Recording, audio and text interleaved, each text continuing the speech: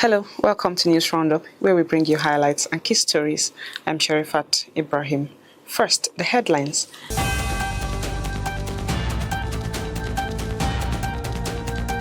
Federal government introduces new appointment structure for local government administration.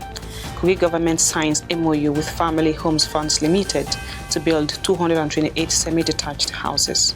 Estivo's value soars ahead of Chelsea's summer move. Now the news in detail.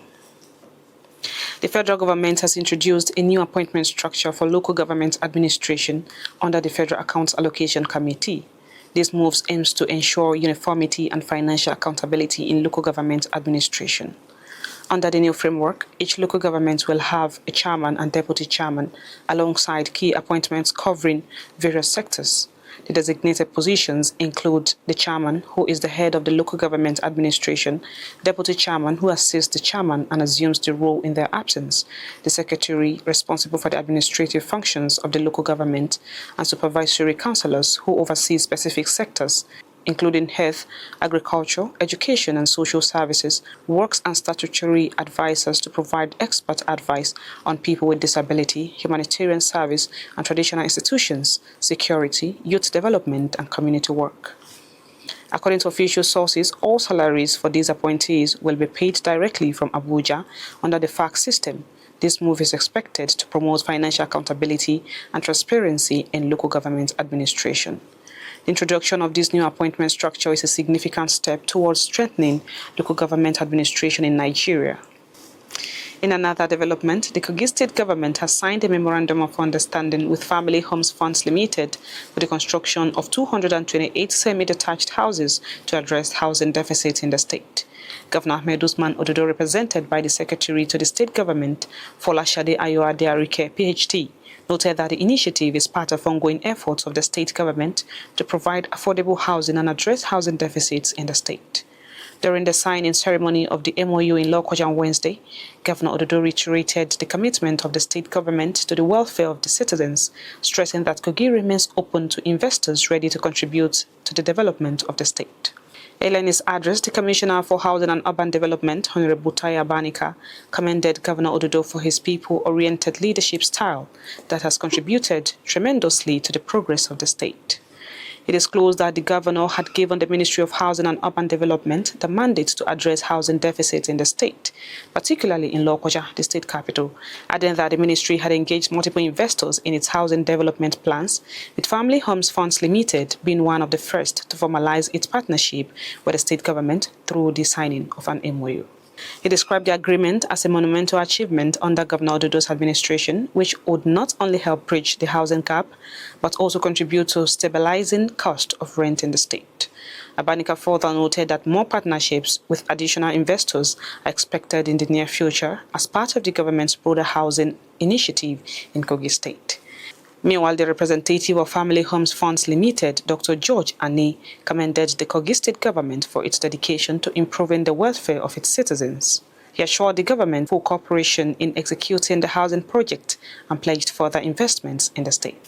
In a significant development, the Kogi State Governor Ahmed Usman Ododo has been honored with the Sun newspaper's Political Personality of the Year award, recognizing his outstanding contributions to grassroots mobilization, political consensus building, and inclusive governance. In his acceptance speech, Governor Ododo described the award as a motivation to further deliver on his social contract with the people of Kogi State, regardless of political or religious divides. He reaffirmed his commitment to serving the state diligently, emphasizing that his leadership is a divine mandate entrusted to him by the people of Kogi State. Explaining the rationale behind the award, Managing Director and Editor-in-Chief of the Sun Publishing Limited, Mr. Onuaha Uke, acknowledged Governor Ododo's remarkable efforts in grassroots political engagement and governance. Uke commended Ododo's leadership in fostering political unity, citing a recent meeting where the governor brought together political stakeholders across party lines, urging them to prioritize the state's development over partisan politics. He further described Governor Ododo as a leader committed to inclusive governance, ensuring that people living with disabilities, youth and women have equal opportunities to thrive. And on youth development in Kogi State, the Kogi State Governor Ahmed Usman Ododo has distributed startup packs to 250 youths as part of the Kogi Youth Empowerment and Skill Acquisition programs in the state. The program, which admitted its first set of trainees 3 months ago at the Nigeria-Korea Friendship Institute for Vocational and Advanced Technology, marks a significant step in fostering local innovation and entrepreneurial skills among young people. Deborah Idoja has a report. Speaking at the graduation ceremony held at the Muhammadu Buhari Square in Lokoja, Governor Ododo reaffirmed his commitment to unlocking the potential of young people by equipping them with the technical expertise and entrepreneurial skills necessary to lead local innovation. He stressed that the initiative is not about training youths merely to seek jobs, but about nurturing a generation of job creators. The governor also called on ministries and heads of agencies to ensure the resources are fully utilized, emphasizing his belief in promoting homegrown and local entrepreneurship. Today, we celebrate the early fruit of our vision to transform Kogi State into a true confluence of opportunities. We honor a new generation of young men and women who are ready to move beyond the confines of job seeking and emerge as job creators.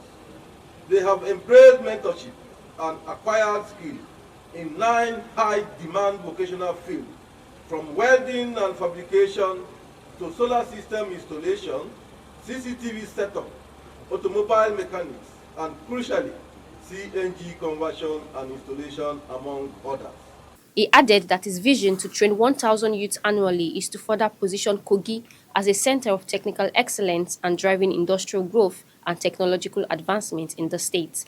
The Commissioner for Special Duties and Intergovernmental Affairs, Sunday Faleke, emphasized that the graduation signifies the visionary leadership of Governor Ododo, which has created an enabling environment where vocational training strives to equip young people with life-changing skills that will propel them towards self-sufficiency and entrepreneurship. He stressed that the collaboration between the state government and the Korean government through KOICA is a testament to the power of international partnerships in advancing technical education. Faleke emphasized that the Ministry of Special Duties and Intergovernmental Affairs is committed to ensuring that this initiative expands beyond its current scope, incorporating new skills like event planning, furniture making, and textile design to meet evolving industry demands. Your Excellency, sir, you have just created a brand that will last beyond you, because this set of people you're empowering today will live to feed multiple of people in their life and families. The enabling environment provided by your administration has made it possible for a program like this to thrive, and for that, we remain deeply grateful. On his part, Director of Nigeria-Korean Friendship Institute, Charles Oluwatoyin, noted that Kogi State is no longer in deficit of qualified technicians, as the institute has successfully built a database of skilled workers to meet the state's technical needs. In today's fast-paced world, vocational and technical skill are not just alternatives, but necessity, as even a professor needs a skill. They bridge the gap between education and employment, offering practical solutions to unemployment. While university, polytechnic, monotechnic certificates hold value, the hands-on experience gained here equip our youth to meet the demand of the 21st century job market. He emphasized that the initiative, championed by Governor Ahmed Usman Ododo, is not just empowering individuals, but positioning Kogi as Nigeria's emerging technology hub to serve as catalyst for economic transformation. And the Kogi State Governor Ahmed Usman Ododo has emphasized the importance of collaboration with other arms of government in addressing local needs and uplifting rural communities in the state. Governor Ododo made this known during his inspection of roads and other projects in Yagba East and Yagba West local government areas of the state. Dominion Adeonjo has the details. Governor Ahmed Usman Ododo started his visit with a courtesy call to the Royal Palace of the Elegbe of Egbe in Yagba West local government area. He noted that the visit is in line with the vision of his administration to involve all stakeholders in the development of the state. He assessed the forward operation base in Egbe built by the senator representing Kogi West, Senator Sunday Karimi, and the Egbe Township roads, newly upgraded to boost economic activities in the area. We are all children of nobody. God has used people to send us on this errand. We have resolved within ourselves not to play politics with our people. We have resolved within ourselves to work together as one united family in this state to unlock our economic potential in terms of minerals. This is what we are doing. We have engaged experts to give us the reserve estimate analysis of some of these minerals. That is when we can now say we have started. In the last 9 years, you are the first governor to step your leg in this local government. This local government,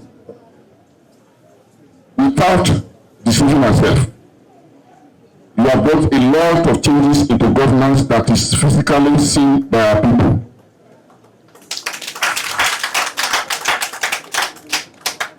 We know of a tool that will make a lot of difference in governance. You've been paying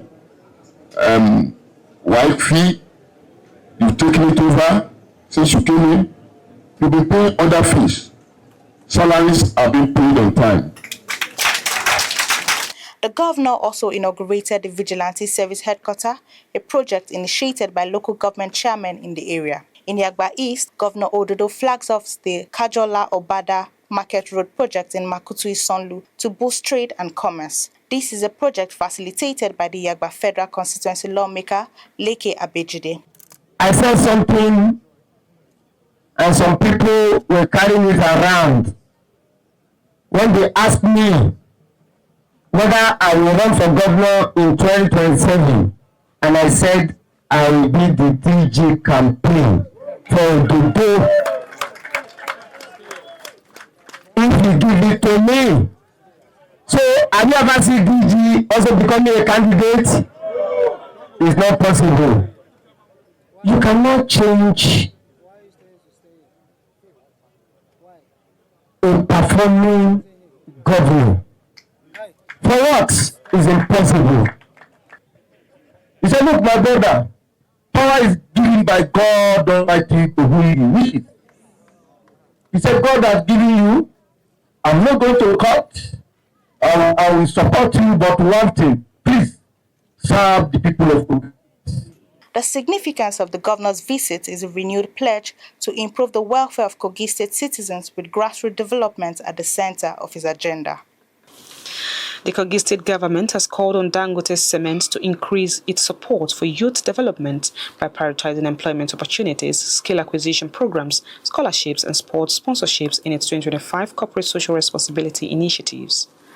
The call was made during a courtesy visit by the State Commissioner for Youth and Sports Development, Honorable Monde Anyebe, who led a delegation to the company's Obajana plant. He emphasized the need for Dangote Cement to establish a quota system that creates opportunities for unemployed youth from Kogi State and to invest in vocational training that will equip them with technical and entrepreneurial skills.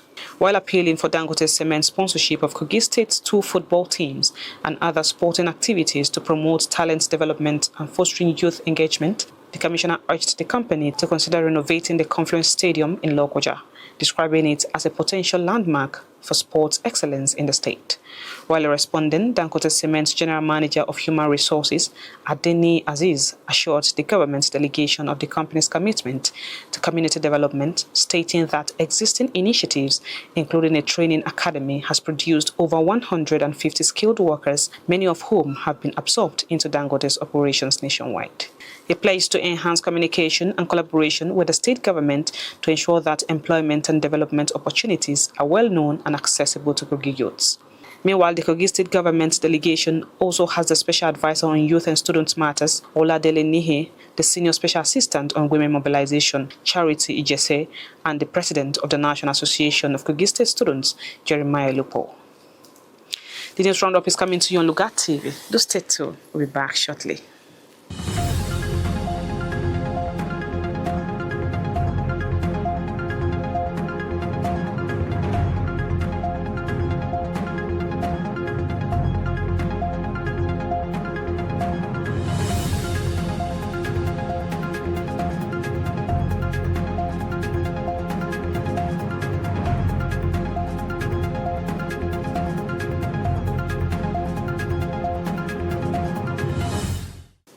Welcome back. Top officials of the Kogi State government have endorsed the first Kogi State annual media report published by the Office of the Special Advisor on Media to the Kogi State Governor, Ahmed Usman Ododo.